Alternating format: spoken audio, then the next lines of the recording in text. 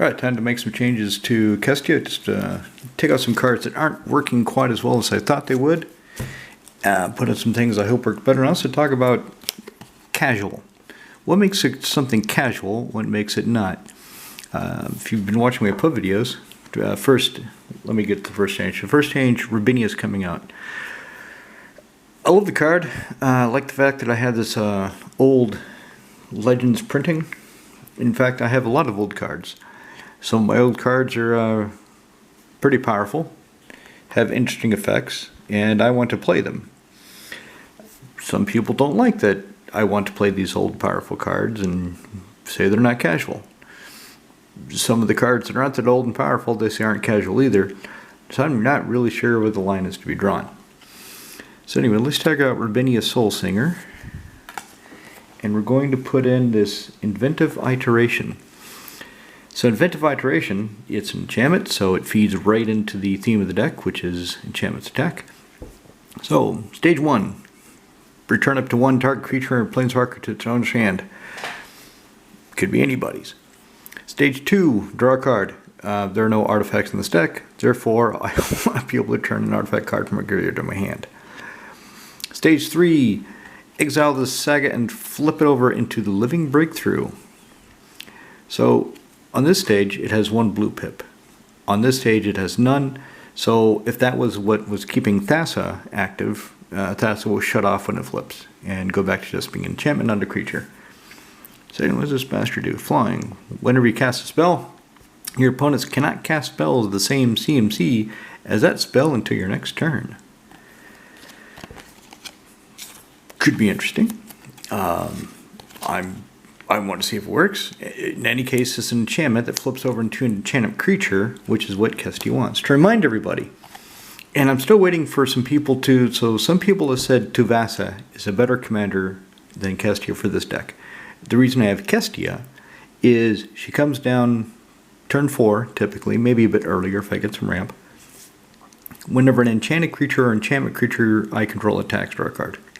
So that means if I attack with 4 enchantment or enchantment creatures, I get a card per creature. Kestia, not Kestia, was it Tuvasa? Tuvasa, as far as I can tell, draws 1 extra card per turn. And she's not an enchantment. So she doesn't really fit the theme of the deck. She has no synergy with the deck. I don't see why some people are saying Tuvasa is a better commander, but I want to know. Maybe there's something I'm missing. I will be open and honest, say that it could very well be there's something they are seeing that I am not, and I'd like an explanation. So let's go to the next changes. These are the possibilities. I picked these up. I want to put him in there. 2 for a 2/1. It gives me hexproof. Enchantment creature, human soldier. This one's thrashed. I want to get a foil one eventually, but I've got that one right now. Behold the unspeakable. 3 blue. Stage 1, creature you don't control get -2, -0 to your next turn.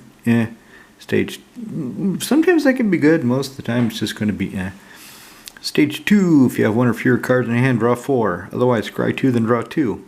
Okay, fair enough. Still kind of high for 5. Stage 3, flip this over into Vision of the Unspeakable. It's a big flying trampler. Gets +1/+1 for every card in my hand. Which in this deck can get pretty big. I'm not sure if I want to pay 5 for that though, so I'm going to set that there. How about Naiad of the Hidden Coves? 3 for a 2/3. No flying, no evasion, no hexproof, nothing. Just 2/3 for 3 mana. As long as it's not your turn, spells you cast cost 1 less to cast. Most of the spells I'd be casting on somebody else's turn are 2 mana, maybe 3 mana counter spells. Unless I have Leyline of Anticipation. Then he could be interesting. But unless I have Leyline of Anticipation, he's not really that interesting. He was just cheap. He looks cool as far as the art. I love this Starfield Nyx frame that they gave these bastards. It's pretty cool. So I don't think he's going to go in.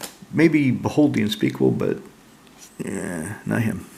Riptag Chimera, 3 for a 3/4 flyer. Hey, that's pretty good. Now we're talking. Beginning of upkeep, return an enchantment I control to my hand. Or if I somehow manage to acquire somebody else's enchantment in the unlikely event that occurs, I can put it back in their hand. So he's a good possibility. 3 for a 3/4 flyer.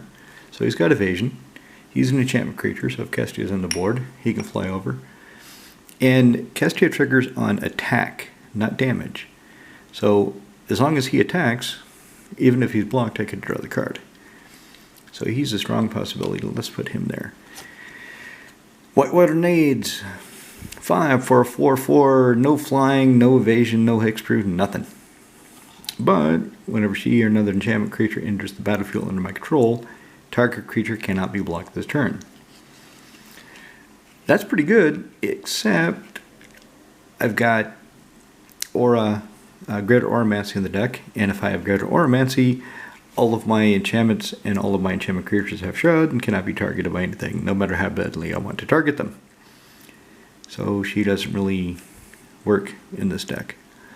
I'm thinking she might work in another deck, though, and she was only 7 crowns, so I wouldn't pick her up. William Wu is the artist. So let's set that aside.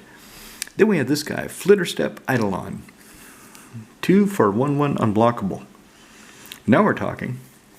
So if I attack, the other ones, like Whitewater Nades, if I attack with them, and they get blocked, or they get killed, or as long as I attack, I get a card. But it might be just one time they get to do it, then they get killed. This guy, he's got an unblockable, so he can't be blocked. So every turn, unless somebody hits him with a direct damage because I don't have any Shroud or Hexproof effect, he can keep going. He can keep drawing me cards. So those are the 3 I'm really looking at. Inventive Iteration is already in the deck.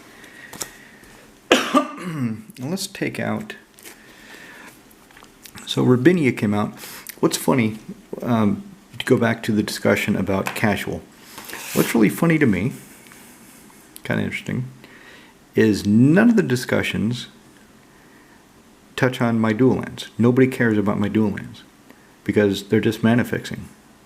Who cares? There's dozens of ways to fix your mana, and I just happen to have these old ones. But nobody cares about those. Not the genie, not cube, nobody. Where's that other card that I want to take out? It's lands like Serra Sanctum. Okay, only matters if I have enough artifact or enchantments. So this apparently is not a casual card.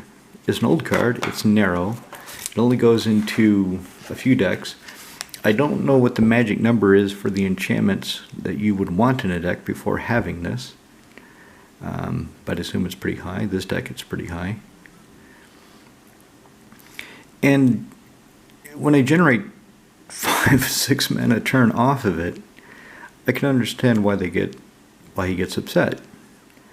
But I can do the same with Cabal, Coffers, and Urborg, and I've done that before many a time, a lot more than I have with Serra Sanctum. I could generate that with Nykthos, Shrine to Nyx, and I have many a time, a lot more often than Serra Sanctum. And I do see people in the comments taking his point of view and saying that it is kind of bullshit that I play these old cards. It's kind of bullshit that I say my decks are casual and I'm running things like this. But then specifically with Carador, I tell them, why don't you go look at the video where I show how the deck runs and come back and tell me if you think it's too strong.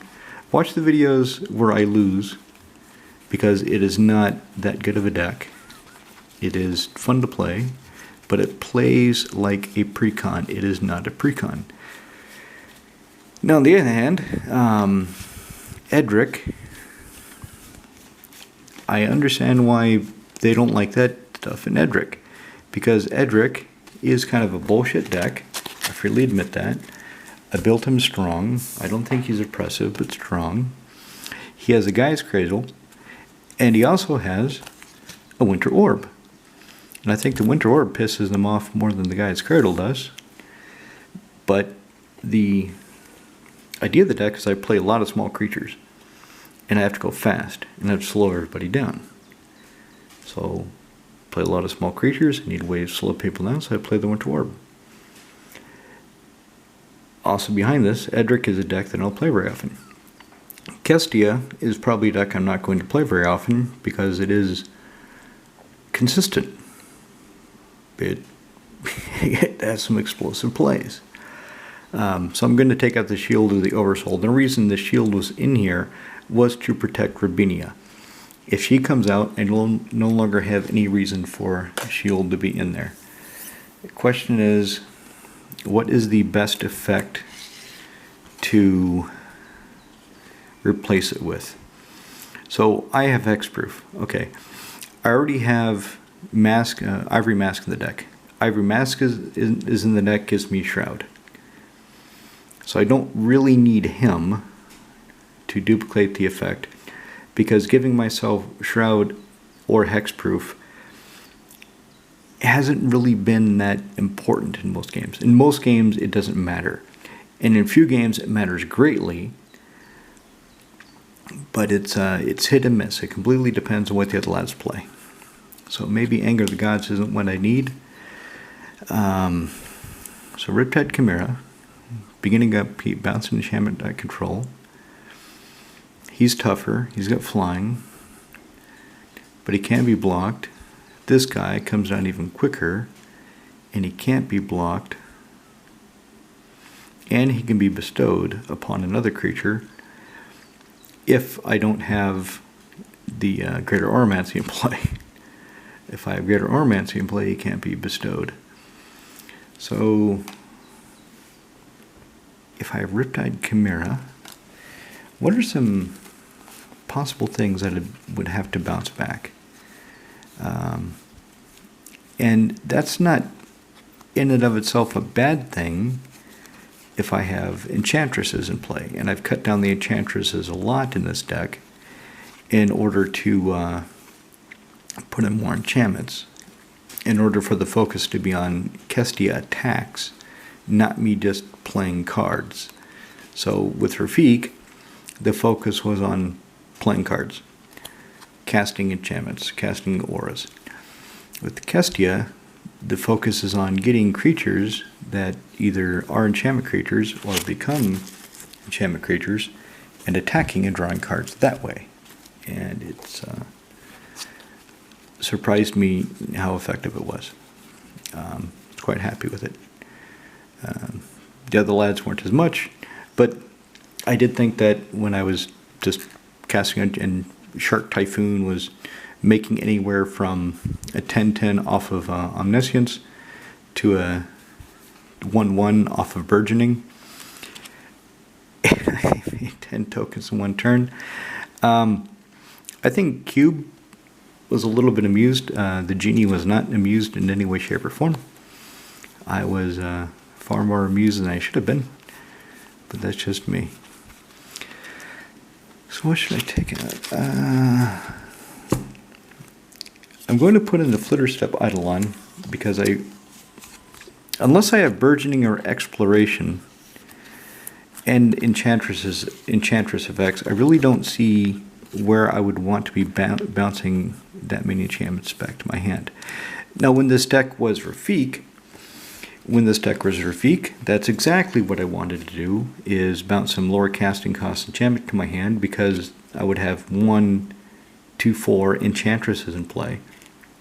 So recast the enchantment and draw that many cards for each enchantress. So let's take that out. Aegis of the Gods. Take a look at the condition of this card. I think it's kind of beat. Yeah, it's been chewed up a little bit just on the one edge. Otherwise it's EX, except for these scratches here. I'll keep this aside. Maybe put it in the deck later. But anyway, to go back to the discussion. So I've got these decks. The other thing that's going on is because I am between contracts. I am not gainfully employed at the moment. That's why I have all the time to try to elevate this YouTube channel into something profitable. Inshallah. I've got a lot of time to focus on my decks, to think about them, to buy less trade to my LGS for better cards than what I have in my collection, if there are any, or look at unused cards in my collection in order to buff up my decks, in order to make them better, so I can focus them, I can hone them. The other lads, they don't have that time. They work full-time, they're gainfully employed, they're actually contributing to society, they're actually paying taxes. I'm draining taxes because I'm getting unemployment. So this is what I'm doing with my time, and it means my decks become better, focused. I can build more decks. And then we start the disputes over what is casual, what is not.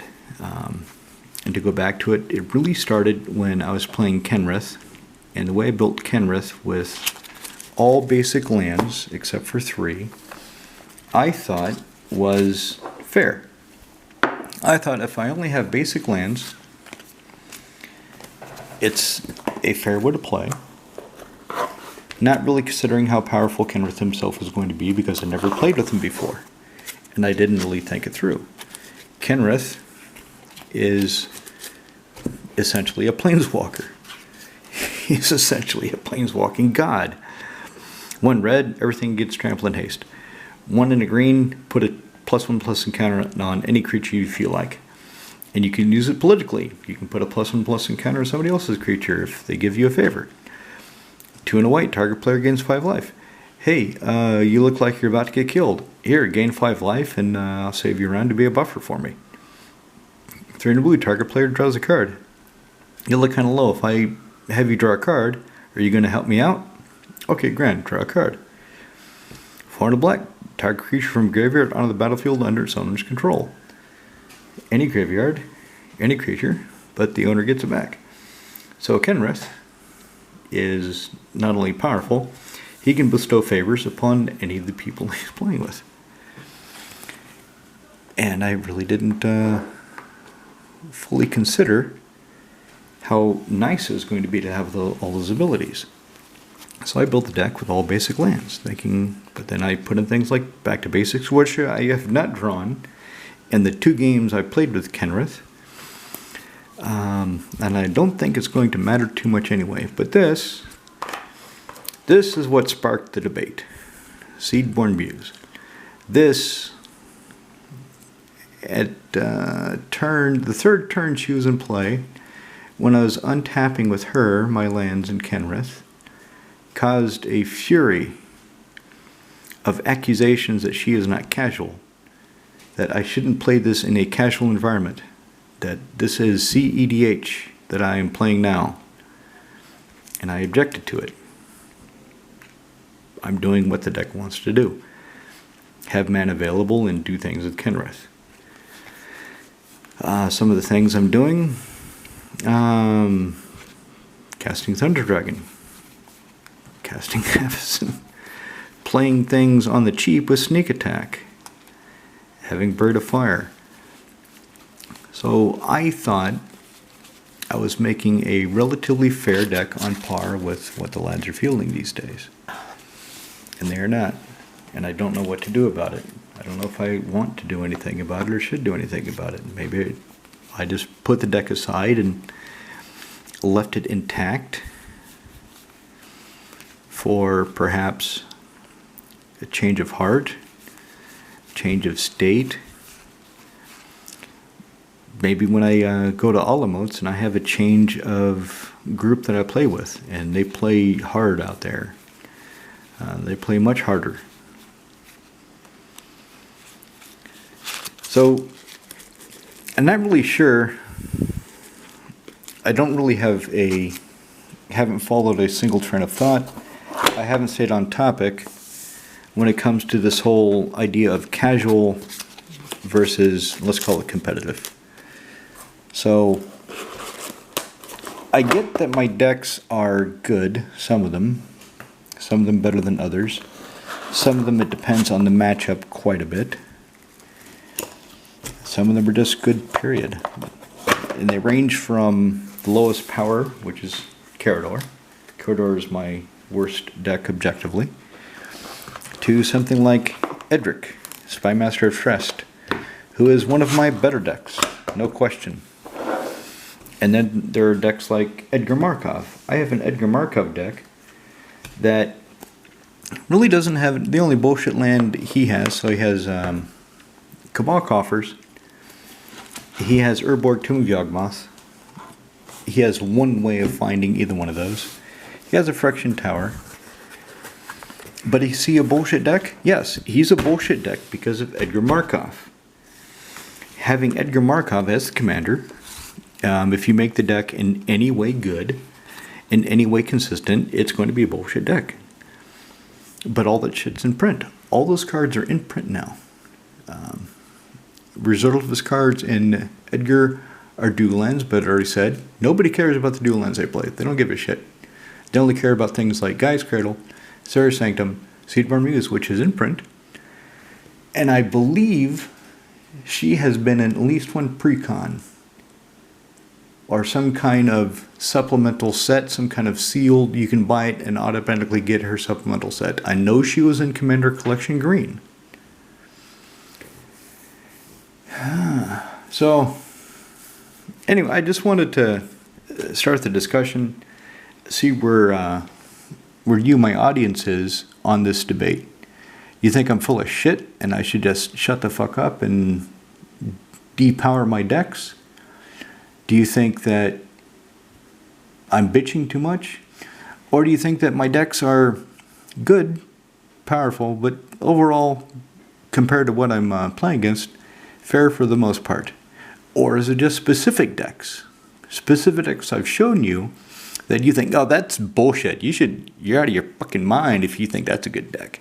I'm not kidding around, man. But that deck over there, that's fine. I don't see a problem with it. It's got some good shit, but it ain't as bad as it could be. Alright, let me get this posted so I can start the debate. And I really hope to hear from Regimental Joker. I think Regimental Joker, this is exactly the sort of thing you want to jump into.